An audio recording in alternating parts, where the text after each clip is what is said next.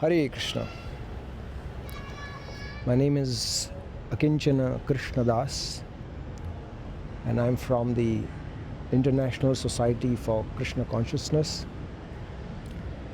And I have been asked to speak on the topic of the law of karma. So, everybody has heard about this. It's quite common concept, but not everyone has a proper understanding of what it is and what are the different ramifications of this philosophy in the different aspects of our life. So, of course, in a most simplistic way, we can define the law of karma just as Newton defined the law of action and reaction principle. And for every action, there is always an equal and opposite reaction. And that's how you can actually define karma also.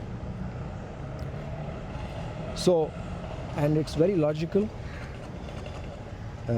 because there are so many questions which are answered when you apply this law.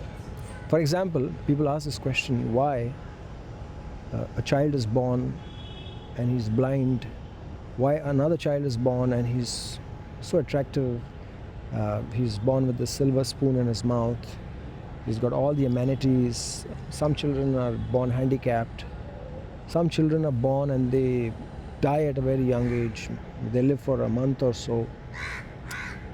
So what is it that, why is there's so much of difference in the destiny of people when they are born? Now, people who do not accept the law of karma cannot give a proper answer to this. For example, when I was traveling in a train, I met a man who was a religious man belonging to a faith. I don't want to give the name. So I asked him this question, that in your tradition, do you believe in the law of karma? So he said no, he doesn't believe. So I asked him this question then, do you believe that God is omniscient? Do you believe that God is all powerful? And do you believe that God is all merciful? So he said, yes, I do believe that God are these three things. And I asked him, all right, so then why don't you explain to me that if a child is born and if he dies in 2 months, 3 months, and you believe that God gives just one life, we only live once, and after that it's either heaven or hell. That's what they believed. So then I asked him that where does that small child go, where the soul of that small child goes. So he said, well, he had no answer for that. He just said something like, it's a test for the parents and all those things. So I said, no, I'm asking about the child. Where does the soul of the child go? So he didn't have any reply for that. So then I asked him another question. There are so many people in the world who have no contact to the philosophy that you are preaching. You have your religious sect, and you have not reached to all the people of this world. There are some people who are in remote parts of the world. So they have not been given the option to choose whether they want to be religious or not. So when they die, where do they go? Do they go to heaven or do they go to hell? So he didn't have an answer for that also. But in the Sanatan Dharma, in the Bhagavad Gita, in Hinduism, you actually find this concept of law of karma. And when you apply this, then you can actually make sense of all this. Because if you do not, then you are led to believe that if a child is born and he is dying, that means God is not equal to all. God is not merciful. God is not just. There is no justice in this world. Why that partiality? So when you apply the law of karma, and not just to the body but to the soul, and the soul is taking on bodies, and he's carrying the account of his activities, good and bad, life after life, then that explains why a small child dies. as soon as he's born, it's only because he has done something in his past life. Something very severe. Maybe he has caused the death of someone, and as a result he has to experience death. And therefore someone who's born in a very poor family, he is not having that stockpile of good karma. As a result, he has to be in that situation. So therefore it's a very logical explanation. It makes a lot of sense. And otherwise we tend to put the blame on God. Oh, why has God made these differences? Why are some poor, some rich, and all those things. So then you may feel that God is not, He has made this world and it's an unjust place, and there is no justice. So therefore this law of karma is very logical, and it has to be applied to the soul, not to just simply the body.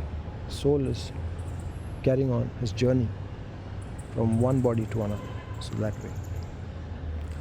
So some people feel that this law of karma makes a person hard-hearted. When you see someone suffering, and you look at him and you say, oh, he's suffering because of his karma.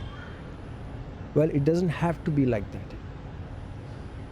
Acceptance of the law of karma does not necessarily make one hard-hearted.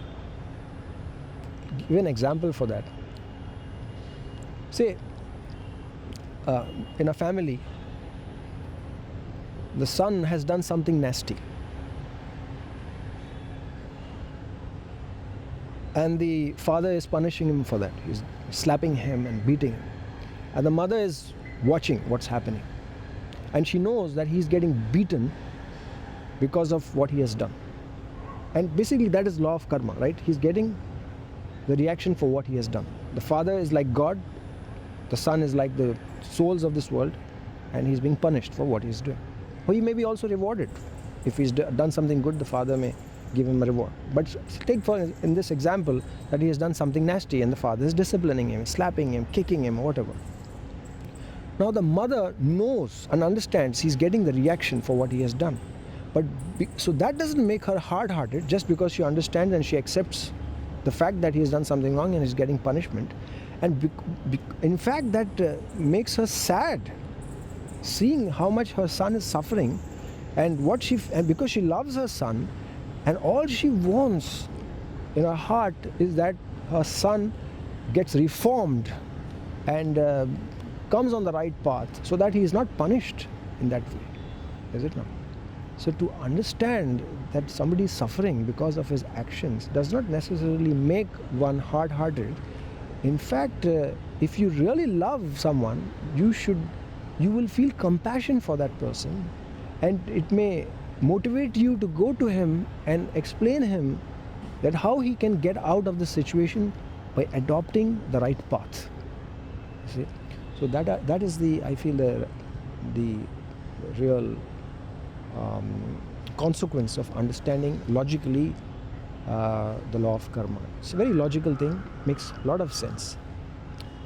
So Hare Krishna. That's in brief about what the law of karma is. Hare Krishna.